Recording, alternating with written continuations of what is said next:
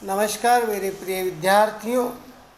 कल की कालांश में हमने हमारे पाठ्यक्रम की जो पहली कविता है नवनिर्माण, इस कविता का हमने अध्ययन शुरू किया है। नवनिर्माण इस कविता की कवि त्रिलोचन जी है। त्रिलोचन जी का वास्तविक नाम वासुदेव सिंह है। जो कल के कालांश में हमने कवि त्रिलोचन जी का अल्प परिचय, उनकी कृतियों का परिचय, ये जो विधा चतुष्पदी विधा में आती है, चतुष्पदी विधा का भी अल्प परिचय हमने कल देखा और पाठ परिचय भी हमने कल के कालांश में देखा है दोस्तों। और यहाँ तक कि हमने जो पहली चतुष्पदी है उसका भी हमने कल के कालांश में अध्ययन किया है। जो पहली जो चतुष्पदी है दोस्तों, तुमने विश्वास दिया है मुझको, मन का उच्छ्वास दिया है मुझको, मैं इसे भूमि पर संभालूंगा, तुमने आकाश दिया है मुझको। इस त्रिवेणी पद चतुष्पदी के माध्यम से कवि ने मनुष्य को यह संकेत करती है, यह सूचित करती हुए कहा है, किसी का विश्वास और कोई हमें कोई काम करने के लिए जो प्रोत्साहन देता है वो हमारे जीवन में कितना महत्वपूर्ण होता है, इसको यहाँ पे संकेत किया है, चतुष्पदी में संकेत किया है। इसलिए यहाँ पे कवि कहते हैं कि आपने मेरे ऊपर जो विश्वास और जो मुझे प्रोत्साहन दिखाया है वो मेरे लिए जीवन का, संसार का सबसे महत्वपूर्ण सुख है और इसीलिए मैं इसे संभाल कर रखूँगा। भले ही मेरे सामने पूरा आकाश पड़ा हुआ है, लेकिन मैं इसको संभाल कर रखूँगा। मुझे मेरी मर्यादाओं का ध्यान है, हमेशा ध्यान रहेगा। ऐसा सलाह यहाँ पे कवि देते हैं। आज हम हमारे पाठ्यक्रम की जो दूसरी चतुष्पदी है दोस्तों, उसकी तरफ आते हैं। सूत्र यह तोड़ नहीं सकते हैं, पेज नंबर 1 पर देखिए। सूत्र यह तोड़ नहीं सकते हैं, तोड़ कर जोड़ नहीं सकते हैं। व्योम में जाए कहीं भी उड़ जाए, भूमि को छोड़ नहीं सकते हैं, भूमि को छोड़ नहीं सकते हैं। यहाँ पे कवि त्रिलोचन जी ने मनुष्य को सूचित करते हुए कहा है कि मनुष्य सफलताओं के कारण, जब मनुष्यों को सफलताओं पर सफलता मिलती है और जिसके कारण वे अपनों से दूर होता जाता है, जैसे पैसे उसके हाथ में आते और अपनों से दूर चले जाता है, उसकी तरफ यहाँ पे संकेत किया है। यहाँ पे कवि कहते हैं, मनुष्य चाहे कितना ही बड़ा क्यों न हो जाए, चाहे वह कितने ही आकाश में ऊंची उड़ाने भरे या और कहीं उड़ जाए, लेकिन कितने भी आकाश में ऊंची उड़ाने भरता हो, लेकिन वो अंत में उसे अपनों के बीच में अपने भूमि पर ही वापस आना है। अंत में उसे अपनों के बीच में ही मरना है और अपनी कहाँ है? धरती पर है, धरती पर ही उसे आना है। यहाँ पे कवि कह रहे, सूत्र यह तोड़ नहीं सकते हैं, तोड़ कर जोड़ नहीं सकते हैं। व्योम में, व्योम यानी आकाश, व्योम में जाए कहीं भी उड़ जाए, भूमि को छोड़ नहीं सकते हैं, भूमि को छोड़ नहीं सकते। भूमि यानी एक धरती, आधार हमारा।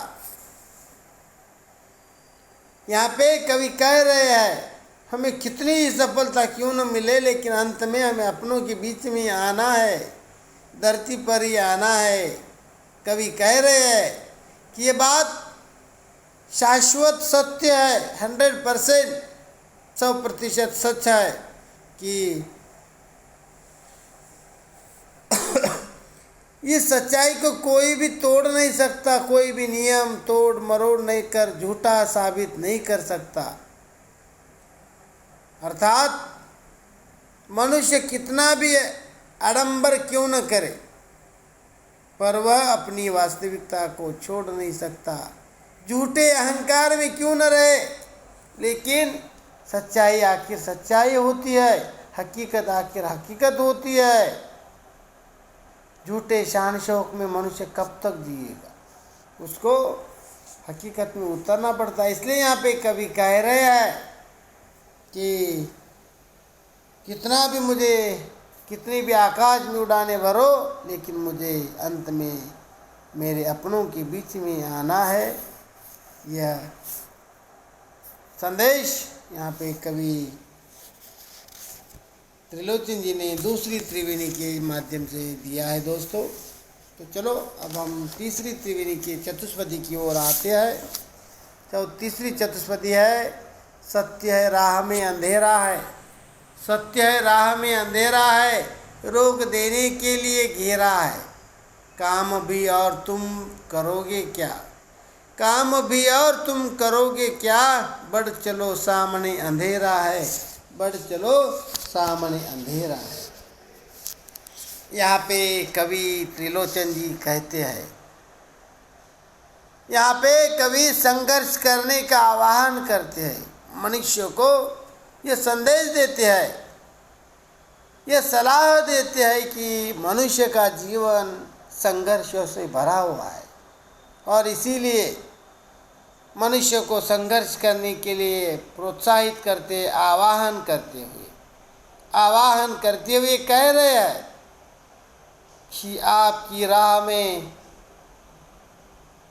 राह अंधेरों से भरी हुई है, चारों ओर से अंधेरा छाया हुआ है। सत्य है राह में अंधेरा, यह सच है, यह हकीकत है, यह सच्चाई है कि रास्ते में अंधेरा छाया हुआ है, रास्ता अंधेरों से भरा हुआ है। भले ही यह बात सच है कि आपकी प्रगति के द्वार को अवरुद्ध करने के लिए, रोकने के लिए तरह तरह की कठिनाइयां रास्ते में आ रही है,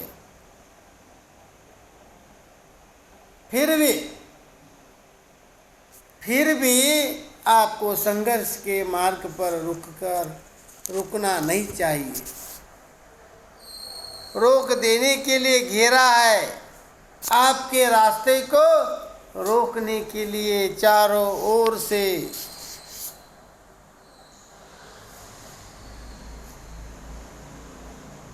अंधेरा छाया हुआ, चारों ओर से संकट खड़े हैं, लेकिन फिर भी तुम्हें रुकना नहीं है।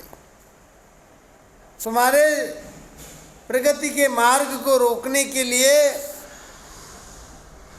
ये प्रयास किए जा रहे हैं, लेकिन फिर भी तुम्हें रुकना नहीं है। इस अंधेरे में भी आपको आगे बढ़ते जाना है, क्योंकि काम भी और तुम करोगे क्या, बढ़ चलो सामने अंधेरा है। क्योंकि यहाँ पे कवि कहते हैं, क्योंकि इसके अलावा तुम्हारे पास और कोई मार्ग नहीं है, इसके अलावा आपके सामने और कोई चारा भी तो है नहीं। इसलिए कवि का कहने का तात्पर्य यह है कि संघर्ष करना जारी रखना चाहिए। संघर्ष से ही सफलता का मार्ग प्रशस्त हो सकता है। इसलिए मनुष्य को संघर्ष करते रहना चाहिए, संघर्ष करना चाहिए। संघर्ष के सिवा और कुछ भी नहीं है। काम भी और तुम करोगे क्या, बढ़ चलो सामने अंधेरा है। भले ही सामने अंधेरा है, मुसीबत है, लेकिन इसके सिवा तुम्हारे पास दूसरा मार्ग भी कोई नहीं है, चारा भी नहीं है। तुम्हें आगे बढ़ना ही है और बढ़ते जाना ही है। संघर्ष से ही तुम्हें सफलता मिल सकती है। इस प्रकार से यहाँ पे तीसरी चतुष्पदी समाप्त होती है दोस्तों। अब हम चौथी चतुष्पदी की ओर बढ़ रहे हैं। अगर आपको इन तीनों चतुष्पदियों में कोई दिक्कत है, कुछ पंक्ति का अर्थ, किसी पंक्ति का या चतुष्पदी का अर्थ समझ में नहीं आया हो, तो आप मुझे ये क्लास होने के बाद भी आप मुझे मेरे निजी मोबाइल पर संपर्क करके पूछ सकते हैं दोस्तों। दूसरी क्लास में आप पूछ सकते हैं। चलो चौथी चतुष्पदी। बल नहीं होता सताने के लिए, बल नहीं होता सताने के लिए, वह है पीड़ित को बचाने के लिए। बल मिला है तो बल बनो सबके, बल मिला है तो बल बनो सबके, उठ पड़ो न्याय दिलाने के लिए, उठ पड़ो न्याय दिलाने के लिए। यहाँ पे कवि त्रिलोचन जी कह रहे हैं, ये संदेश दे रहे हैं कि जब हमारे हाथ में सत्ता आती है, शासन आता है, तब उसका हमें गलत इस्तेमाल नहीं करना चाहिए, अपने अधिकारों का गलत इस्तेमाल नहीं करना चाहिए। पीड़ित गरीब लोगों को न्याय दिलाने के लिए उसका इस्तेमाल करना चाहिए। यह संदेश यहाँ पे देते हुए कह रहे हैं कि मनुष्य को निरर्थक कार्यों के लिए अपने बल का प्रयोग नहीं करना चाहिए। बल नहीं होता सताने के लिए, बल नहीं होता सताने के लिए, वह पीड़ित को बचाने के लिए। यहाँ पे निरर्थक कार्यों के लिए अपने बल का उपयोग नहीं करना चाहिए। बल का प्रयोग अच्छे कार्यों के लिए, सार्थक कार्यों के लिए, लोगों की मदद करने के लिए बल का उपयोग होना चाहिए। बल यानी शक्ति, ताकत, पावर, अधिकार, इसलिए बल का उपयोग होना चाहिए। कवि यहाँ पे कहते हैं कि मनुष्य के पास बल किसी असहाय पीड़ित को सताने के लिए नहीं होता है। बल जो है, किसी को बल मिलता है, ताकत मिलती है, कार्य करने की क्षमता जो मिलती है, वह हमें किसी गरीब, पीड़ित, असहाय लोगों को सताने के लिए नहीं होता है, बल्कि वह किसी असहाय या पीड़ित, दीनहीन व्यक्ति की रक्षा करने के लिए होता है।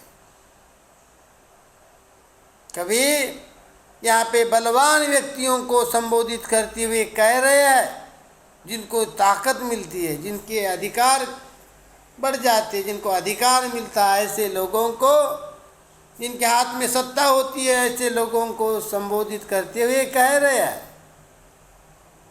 कि यदि ईश्वर ने तुम्हें शक्ति प्रदान की है, बल मिला है तो बल बनो सबके, उठ पड़ो न्याय दिलाने के लिए। यहाँ पे कवि कह रहे हैं कि यदि ईश्वर ने तुम्हें शक्ति दी है, शक्ति प्रदान की है, तो तुम सभी कमज़ोर लोगों के बल बनकर उनको न्याय दिलाने का काम करो,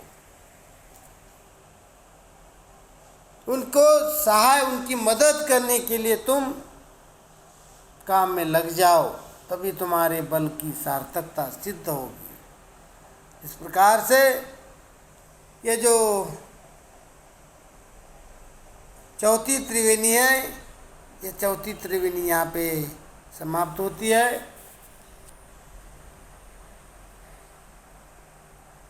ये चौथी त्रिवेणी भी आपको समझ में आई होगी, मैं ऐसी आशा रखता हूँ। अगर इसमें भी कोई शंका है, डाउट है, दिक्कत है, तो आप मुझे पूछ सकते हो। और बाकी की जो 4 त्रिवेणियाँ रह गई है, वह हम नेक्स्ट या तीसरी कालांश में हम देखेंगे दोस्तों। और आज हम यहाँ पे रुकते हैं। धन्यवाद।